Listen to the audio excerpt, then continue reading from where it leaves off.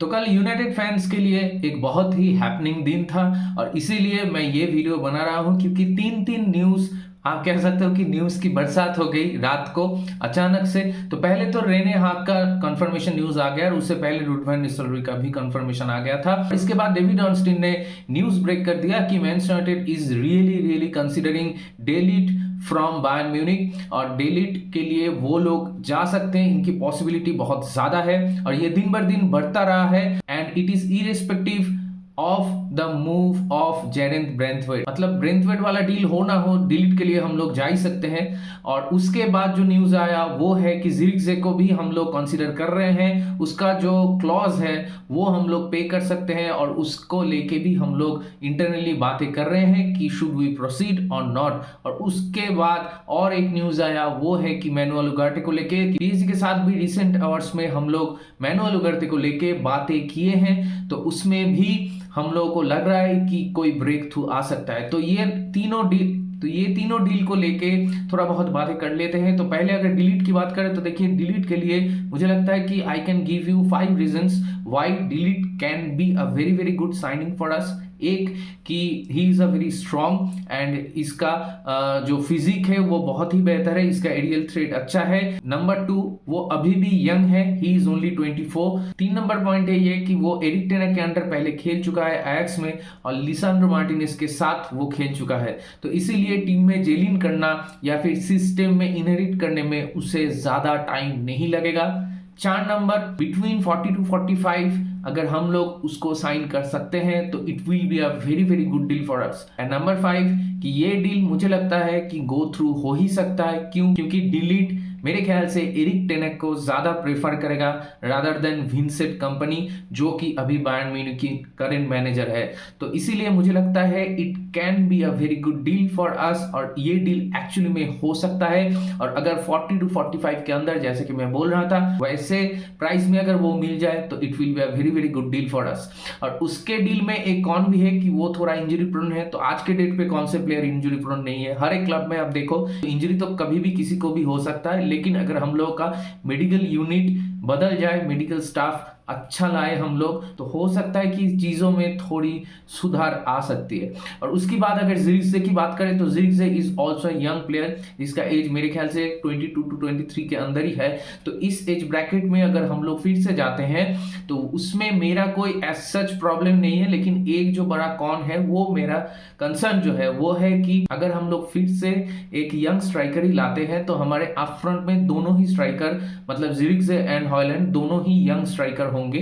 तो दोनों ही अगर यंग प्लेयर अप फ्रंट हो जाते हैं तो कभी कभार मैचेस में जो एक्सपीरियंस आपको चाहिए होता है वो हम लोग लैक कर सकते हैं। तो इसीलिए मैं चाह रहा था कि अलोंग विथ हालैंड अगर हम लोग कोई एक्सपीरियंस प्लेयर लाते हैं, एक्सपीरियंस एंड यंग प्लेयर, ये दोनों के जो बैलेंस है वो भी बरकरार रखेगा। तो इसलिए मैं सोच रहा था कि अगर इवान टोनी मेरे ख्याल से 29 के आसपास ही है, तो इवान टोनी जैसा प्लेयर अगर हम लोग ला पाते तो मेरे ख्याल से बेहतर होता। लेकिन यहाँ पे एक चीज भी सोचने वाली बात है कि शायद गोइंग फॉरवर्ड उमर बरारा यही सोचेंगे या फिर जो ऊपर में बैठे लोग वो यही सोचेंगे कि पहले हम लोग ऐसे ही मूव कर रहे थे, जैसे कि पहले हम लोग वॉट वेगर्स लाए थे, उससे पहले ज़्लातान लाए थे, उससे पहले कावानी लाए थे। ऐसे मूव्स हम लोग इससे पहले भी बहुत बार किए हैं कि एक 30 ईयर्स या 29 ईयर्स की कोई स्ट्राइकर को लाते हैं to feel that experience gap, लेकिन उस पर एक दिक्कत ये हो जाती है कि उसका कोई रीसेल वैल्यू नहीं रहता। तो इसलिए मेरे ख्याल से अभी जो लेटेस्ट अप्रोच हम लोग ले रहे हैं उस पर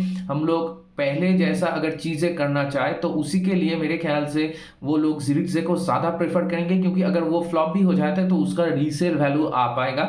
और दूसरी तरफ रुड वैन निस्टेलरॉय को लेके आए तो शायद अगर ये दोनों यंग प्लेयर्स अप फ्रंट एक साथ खेलेंगे तो शायद रुड वैन निस्टेलरॉय इन दोनों को ज्यादा अच्छी तरह से ग्रूम कर पाएंगे। तो वो भी एक पॉइंट है, तो देखते हैं इसमें क्या होता है। और उसकी बाद अगर बात करें मैनुअल उगार्ते का, तो मैनुअल उगार्ते को लेकर देखिए, Manuel Ugarte is a decent player, is a very good player actually. उसका बॉल प्लेइंग एबिलिटी थोड़ा कम है लेकिन उसका डिफेंसिव क्वालिटी बहुत ज्यादा है। He is a proper disruptor, जो कि हम लोग की टीम में कैसेमीरो करता था। तो कैसेमीरो अगर इस सीजन में नहीं रहता है तो उसके जगह पे उगार्ते को अगर लाते हैं, और जो सुनने में आ रहा है कि उगारते के लिए हम लोग 35 से ज़्यादा नहीं जाएंगे, तो वो मेरे ख्याल से बहुत ही सही होगा, क्योंकि 35 से ज़्यादा जाना ही नहीं है, क्योंकि पीएसजी में भी उसका कोई श्योरिटी नहीं है। पीएसजी छोड़ के जाने का चांसेस ही ज़्यादा है उसका, क्योंकि पीएसजी की फर्स्ट टीम में उसका अभी थोड़ा आना मुश्किल है, क्योंकि वहाँ पे विटिनिया खेलता है, फाबियन रुइज खेलता है, तो वो लोग हिट हो गए, तो इसीलिए इसका थोड़ा जगह जो है वो थोड़ा कम हो गया। तो मेरे ख्याल से तो ऐसे एक सिचुएशन में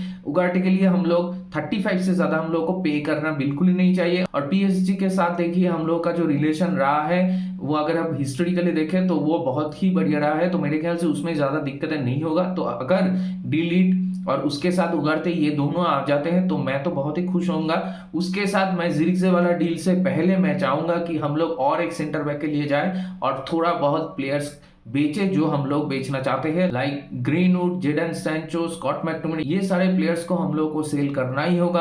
अगर हम लोग सेल नहीं कर पाते तो अकॉर्डिंग टू एफएफपी रूल्स हम लोग का जो ओवरऑल बजट होगा वो 80 से ज्यादा नहीं हो पाएगा, लेकिन अगर हम लोग प्लेयर सेल कर पाते हैं तो वो बजट आपका 80 से 180 या 200 तक हो जाएगा। तो उससे हम लोग, मेरे ख्याल से हम लोग की स्क्वाड की जो डेप्थ है उसको हम बेहतर कर पाएंगे। तो यही देखना होगा कि कब तक ये सारा चीजें में हम लोग काम कर पाते हैं और ये डील हम लोग खत्म कर पाते हैं। तो मुझे तो लगता है कि एंड आई होप कि ये सारे डील्स हो जाए, लेकिन यूरो खत्म होने से पहले तो कुछ नहीं होगा, क्योंकि उससे पहले एरिक टेन हाग का जो फाइनल कॉन्ट्रैक्ट है वो मेरे ख्याल से उस पर काम चल रहा है अभी, तो वो चीज पहले खत्म होगा। उसके बाद यूरो खत्म होने के बाद ही हम लोग ट्रांसफर मार्केट में प्लेयर के पीछे जाएंगे। तो देखते हैं आगे जाके क्या होता है। कल जैसे बहुत सारे न्यूज आ गए, तो अगले दिन में ऐसे कौन से न्यूज आते हैं वो भी देखने वाली बात होगी। और अगर कोई न्यूज आता है तो मैं ऑब्वियसली वीडियो बना के आपके सामने लेके आऊंगा।